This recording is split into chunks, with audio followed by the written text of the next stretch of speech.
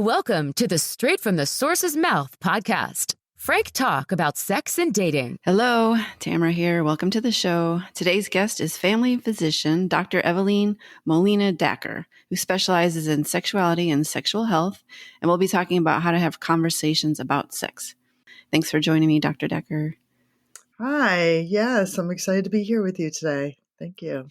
Well, everyone is having sex, generally, not everyone, of course, but talking about it is the harder part of it. So having a lens on somatic and trauma-attuned.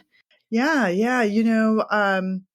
It is. It's really hard to talk about sex. And I know that you've had other podcasts about people talking about sex. And we always say, we have to have this conversation. And it's a really important conversation to have. But what I found was a missing piece in it is having a way to remember what to talk about.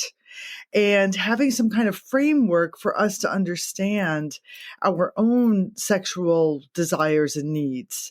I know for myself, being a Gen Xer, that in my sex education, we never really talked about what was important. So I had to learn all of these things as an adult. And then I came up with wow, everybody talking about sex, but nobody has a way of doing it. So I came up with a framework.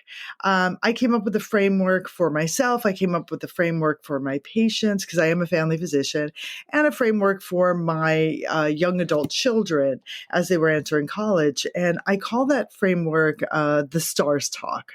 Some people call it the STARS method. It's really just a way of remembering the 5, what I think is essential things that we need to be able to have these conversations. The STARS talk, and it's an acronym. It stands for safety and kind of our safety needs. It stands for our turn-ons, or the things we like, our avoids, which are our boundaries or things we don't like, our relationship, what our values are, what our expectations, what our intentions are in those relationships. And then at the very end, we talk about our sexual health, our STI disclosure and status. So that's the basic framework of it. And it's been developed over the last, how many years? 8 years I've been working on this, and it's shifted and changed a little bit. And now I like to call it as a way of having a trauma-attuned consensual conversation with a person. Back at episode 14, where she talked about the method, and now I'm talking to the person that actually created the method. So I think that's pretty cool. Mm-hmm. So you pretty much said why or how it came about. So then how easy is it for people to do, or what have people come across, or Yeah. How does it help? Yeah. So, it's interesting. I'll tell you a little bit about the origin story, because sometimes people are like, well, where did that come from? So, when I was in my mid 40s, going through my menopausal, perimenopausal phase, or entering it, I started, and being a family physician, watching women go through this transition, I thought, oh my gosh, I'm going to lose my sexuality, and I don't want to lose my sexuality. So what do I do to not lose it? So I started taking a lot of courses on sexuality, on sexual health. And that's kind of when I pivoted my work from just being a functional and integrative holistic family physician to doing more specific sexual medicine. I also do a lot of menopause medicine. I work with a lot of people going through life transitions. So during my going to doing all these classes, I heard about people having these elevator talks. And the elevator talks is when you're about to go for a hookup or some kind of sex, and you kind of give them your download, this is what I like, this is what I don't like, and this is it. And I thought, oh my gosh, this is so fascinating. Why doesn't everybody do some version of this? And then I also went to I learned about kink, and I realized, oh, look, people who do kink actually have these negotiation talks before they do a scene. And not only do they have these negotiation talks before they do a scene, they also talk about what they want afterward. And they make a point of aftercare.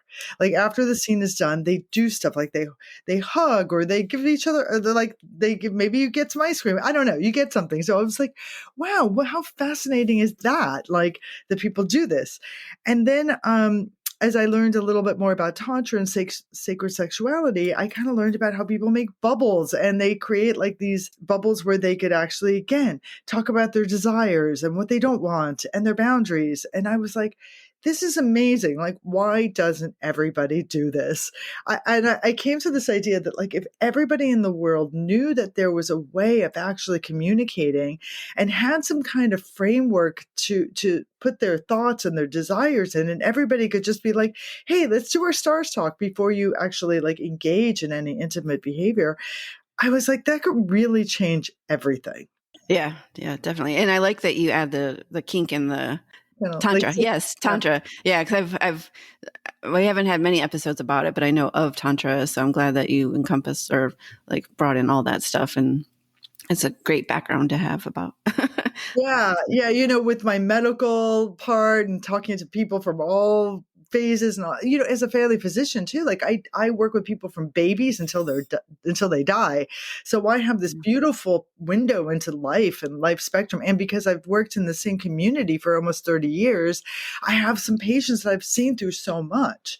I really like to address, and sex is not something that's often discussed in a medical, like usually my patients feel like they have to bring it up because doctors have such a hard time wanting to talk about sex unless there's a problem.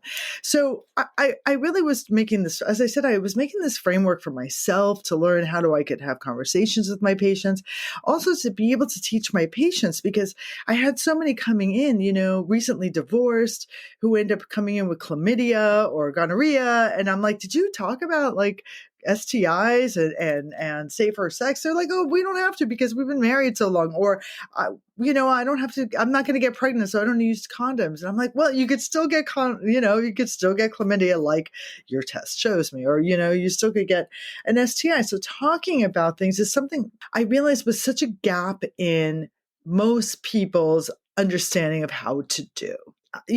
I'll be the first one to raise my hand. Like, I'm not a sex therapist. I didn't go and become a certified sex educator. All of my education came from kind of real life and going and actually getting to know different subcultures. And like, so Tantra, or I call it like, it's Neo-Tantra. It's kind of sacred sexuality. It's about like really getting in your body and understanding. Taught me a lot about somatics. And what is somatics? Somatics is a way of getting into our bodies and listening deeper and being able to use our body's wisdom to help guide us in the way we navigate the world. And so much of my newer thinking about the stars talk comes from a somatic lens as well, because again, when I went to medical school, we learned how to treat a body. We learned how a body functions. We learned how to fix things that go wrong, but we weren't taught how to be in our body. And we don't, like people don't know how to do that. I almost feel like we're walking, just talking heads, and we're not connected to this. So this goes into like my very first S. So the very first S in the stars talk is safety needs. Before, when you think about sex and safety needs, you think about like condoms and reproduction and how to prevent an undesired pregnancy or an undesired outcome. I kind of switched that really safety is about, what does it feel like being safe? Like, how do you know you're safe? How do you know that certain touch is safe? How do you know that there's things you don't want? And could we like take a breath and go into our body's wisdom and figure that out? How do we trust? When you're in a situation that you just inherently feel a little ick about, but then we tend to, if you're a people pleaser or if you're someone who's taught to override that, like then you don't learn how to trust that ick feeling. So, a lot of what I teach with the Stars Talk is like, trust that feeling. Like, where does that feeling come from? Trust it. Then how do you communicate what you need to stay in the place where you feel good? And this helps. This is part of that whole trauma-attuned consent lens, that trauma-attuned. So if we don't recognize that we live in a world where everybody has some level of trauma, I don't care if it's little t or big T trauma, but you all have some. And then like understand that when we have a trauma response, really it's our body trying to keep ourselves safe. And what do we need and what triggers those? And can we let someone know, oh, by the way, like if you end up, I'm going to just use like something, if you call me a slut, for some people that could be a turn on, right? In this right Mhm. context, but in other contexts, it could feel really icky and it could feel like, oh no, God, now I'm not safe. And this is the way my body responds. In this trauma response, I end up fighting. Like I end up having a fight reflex. So like if you see me starting to fight, that I could clue you in to let you know that, oh, you might have triggered something, and let's have a conversation about what that could navigate. Now, I understand this is pretty high end. It's not like I'm going to meet somebody at a bar and be like, oh, this is my trauma. And this is, Yeah. Like as you're in it or close to it. Yeah. yeah, And a lot of women have a hard time talking about this stuff. So having a method where it's like spelled out what to talk about. yes. Yeah, yeah. So like really, so the first part of like the stars talk is just like taking a deep breath. And like taking a deep breath into your body, into your heart, into your belly, into your sex, like really like tuning into yourself and thinking, what do I need to feel safe in an intimate, vulnerable context? So then, once you kind of work in that, then what do I need to communicate to another person so that I am safe in that engagement? So for example, alcohol. That's one of my safety needs. Like if somebody is drinking a lot, I don't feel safe. If somebody tends to be a heavy drinker, that creates situations for me where I'm not going to trust their yeses. And they can't really trust my yes. So one of my safety needs that I very much communicate with people is that like if you drink more than 2 drinks of alcohol, then any intimacy is off the table unless we're in a deeper, relationship and we know each other and we have navigated that. But like in the beginning, yes, that is one of my safety needs. Another one of my safety needs is like I don't give my phone number out if on dating apps. Like I don't want to give my phone number out until I meet a person face to face and I know they're real because I know there's bots out there that take your number, or I know that they're a safe person to have an ability to contact me at any time. Another thing that's safe is like I don't send explicit photos, but that other people do. But for me, I don't do any explicit photos with a person unless we're in unless we're in a relationship, and Yeah. that safety has already been built. So locations, like where we're going to meet. I want to meet somebody in a public place. I recently had somebody ask me on a date and then ask me to pick him up and drive him. And I was like, I'm not going to go have you in my car who I have never even met. And then he invited me to his house. I'm like, no. Like, let's just meet and have coffee and make sure that like we're good. But this is something like I had to learn. I think like when I was 20 or 30, I would have been like, sure, okay, because I want to please people. So that's kind of like and I feel like safety has to come first. Like that is just the foundation of anything, of everything, of every relationship, right? We have to feel safe with one another. So, so talking about that, then, the next T is things that I like. And it was so interesting because when I first started this work, like I didn't even know what I liked. Like people said, like, what do you like? What do you like to do? And when I ask my patients, sometimes they come in and they're like, oh, I have no, my libido's gone. And I'm like, well, are you having sex the way you want to like that you like? And they're always like, oh, especially if they're in a female body and they consider themselves a cisgendered woman. Oftentimes they're like, well, yeah, my husband takes care of me. He makes sure I orgasm. And I'm like, yes, but are you having the sex you want to have? Because so much of what we think about what sex is, and especially in a heterosexual cisgendered context, is penetrative sex. That is, and like penetrative sex where the person with a penis ends up with, having an orgasm. Then you feel, okay, well, yeah, we were successful here, right? And then hopefully like the person with a vulva and vagina gets to orgasm too, but there's such an orgasm gap is unaddressed because we don't realize like there's so many other ways of getting turned on. Yeah. And speaking about that and like knowing what it is could be so empowering, and like taking that again, slowing down, getting into your body, do I really like being touched in this manner? Or do I want to be touched softer? Or do I want to be touched slower? Or do I really need like a conversation with a person before I get turned on? Do I need to just like feel comfortable and feel safe and to get turned on? So, really understanding like a lot of the Star Talk, what's so great about it too is it really is for us to understand ourselves. It really is a way for us to inquire into like, wow, this is I like, having my hair tugged a little bit. I never knew that. And allowing us to explore different sensations in different ways that are not just about penetration and orgasm.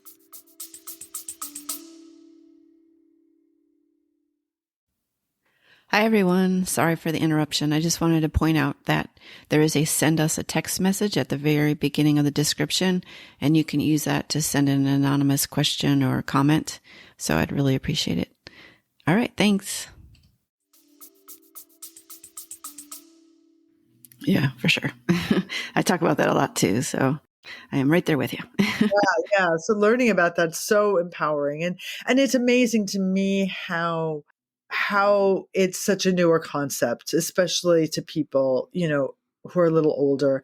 And then, with younger adults who are just exploring, a lot of them like, what does supposed to turn us on? And so much sex education, especially for youth and young adults, is coming from pornography. Yeah. And then there's this thing like, oh my gosh, I'm supposed to like that. I had somebody once come up to me and talk about dating and she was like, do I have to be choked? Is that like something I just have to do now because that's what all the men are doing?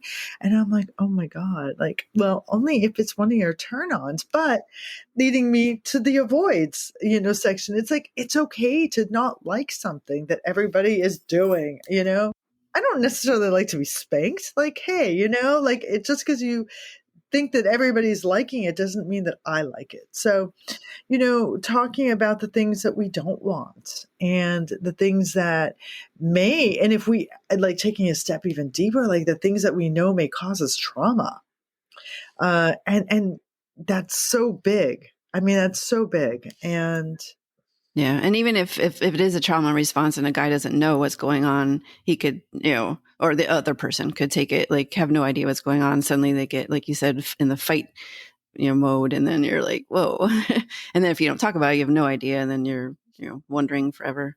yeah. Happened. And, one of the trauma responses, I think that, and I'm talking definitely, I'm going to just name it, that I'm talking from a cisgendered woman's perspective who is a Gen Xer. Okay. So I was brought up during a very specific time where, we went through first wave feminism, second wave feminism, and, things were a little different then. So I'm coming from a perspective of like, people pleasing and fawning. And, these are these trauma responses that, some dissociation trauma responses that I have that when they're in the context of a sexual encounter could look like I'm having fun, that I'm enjoying it, even though it might be a trauma response.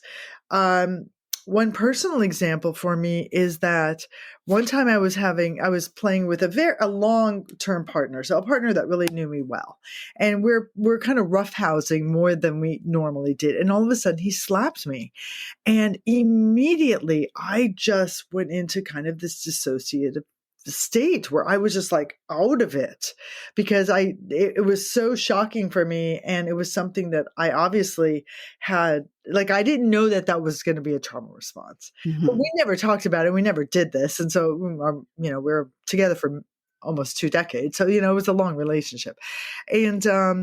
And I could see how with some people, like if they're in the middle of an encounter with somebody they don't know, that kind of like dissociation could look like they're really into sex, or the man or the person who's with them, their partner, might think that they're just maybe so into their own body that they're not attuning to each other.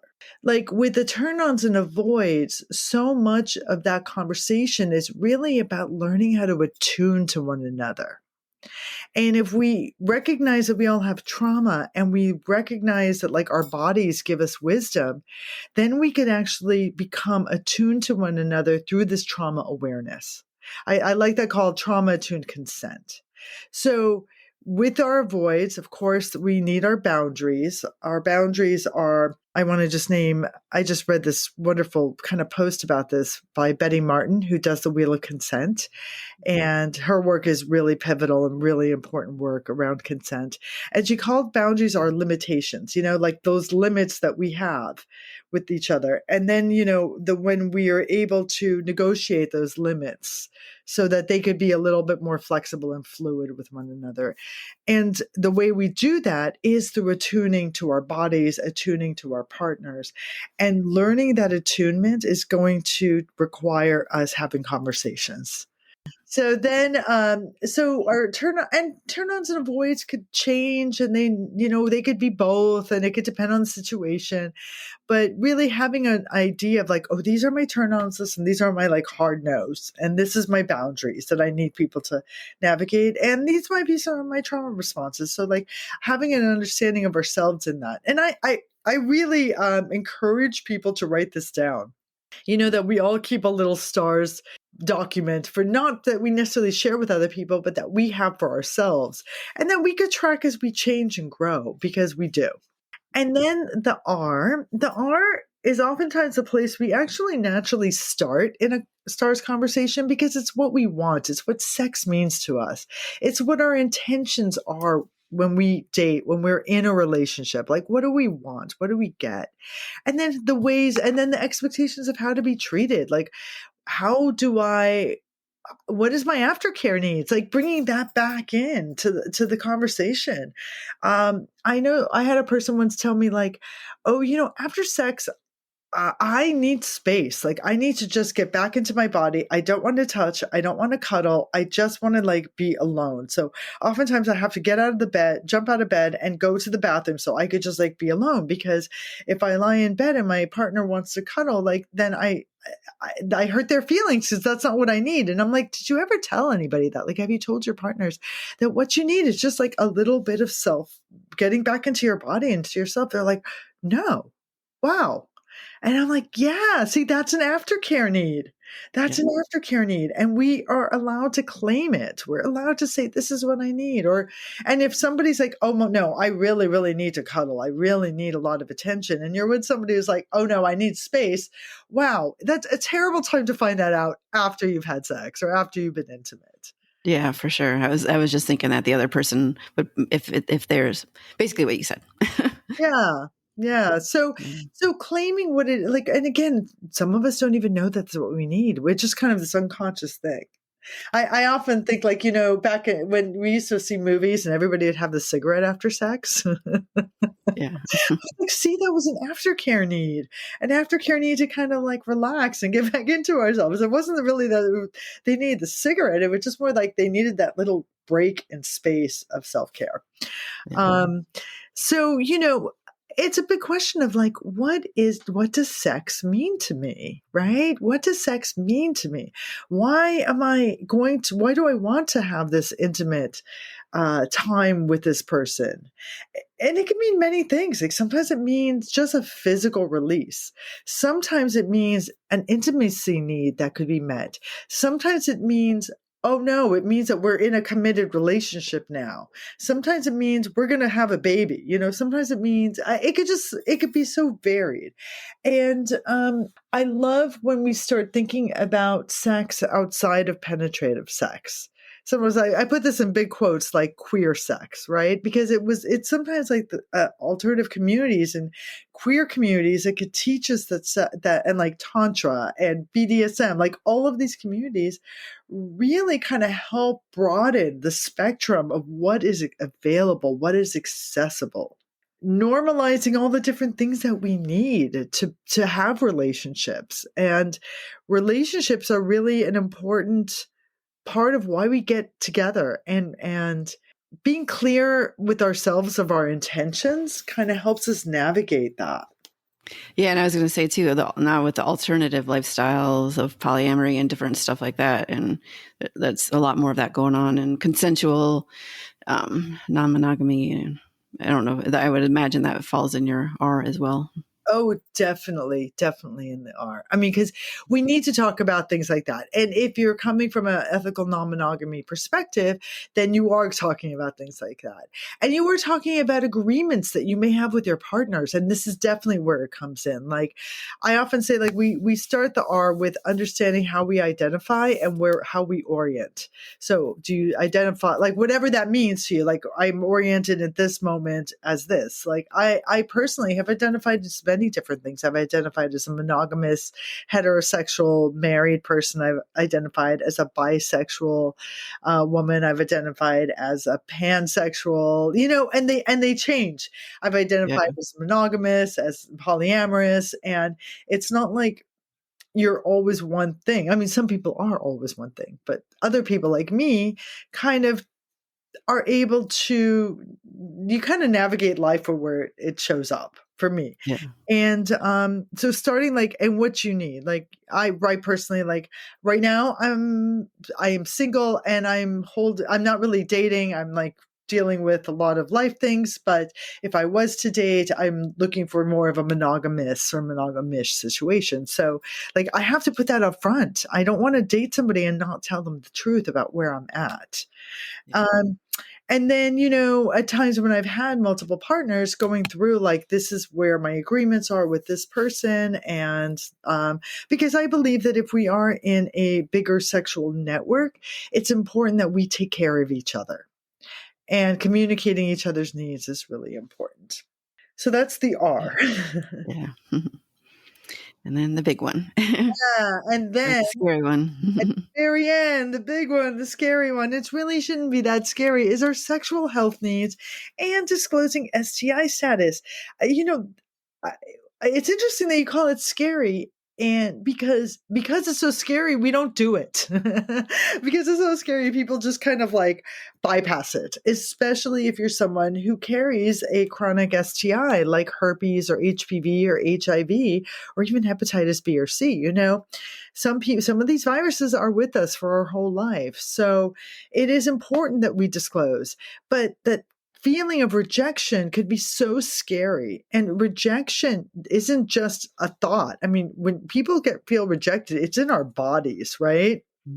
Going back into that somatic stage, it's in our bodies and it hurts. And if you're being rejected about something you have no control over, such as herpes, then that's really something you may not always want to tell, especially if you're like, oh, it doesn't matter. I'm never going to see that person again. I have a very good friend. In fact, I'm wearing a shirt. I just want to show you this shirt. It's a stigma with STI. Like that's a race stigma, and the way that we erase stigma and the way that we navigate these difficult conversations is by normalizing them.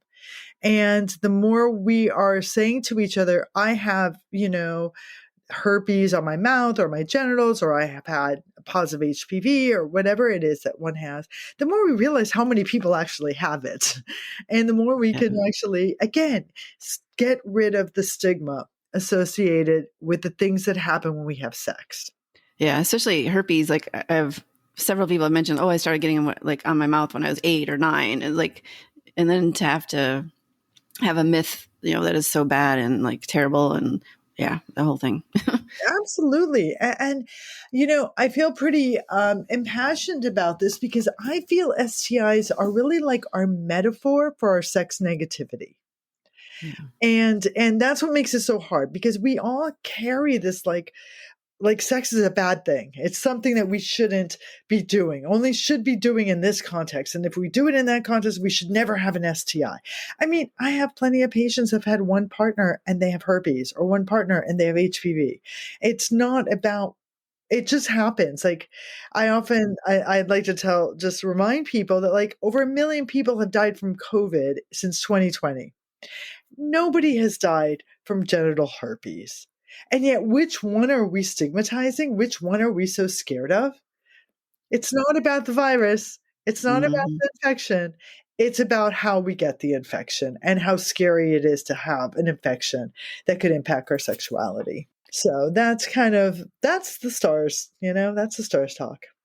Yeah, awesome. Yeah, and then like I said, we covered it in episode 14, but this is much more in depth, and you were the creator of it, so definitely cool to hear. And then the stuff that you've added since. So yeah, as you've refined it. So, are there any closing comments you want to leave the listeners with? Yeah, I do have a free workbook on Make Time for the Talk, which is the website, because I want to remind people to make time for the talk. And again, it could be a conversation. It doesn't have to be formulaic, and it actually could be quite fun and even a little sexy. And if you want to, I forgot to mention, if you want to have people be able to reach out to you, or just more of the website is enough. Or Yeah, you could find me on the website, and you could find me on social media. On Instagram, I'm at SexMedDoc, and Facebook, I'm on Eveline Dacker. And you could find me at all those different places. And I'd love to talk about this. And thank you so much for having me on your show. Yes, thank you very much for being on. It's super cool to have you. All right. Thanks, everyone. If you love this episode, be sure to tell your friends about it and rate it as well. And thank you again, Dr. Dacker. Thank you. Frank Talk, sex and dating educates.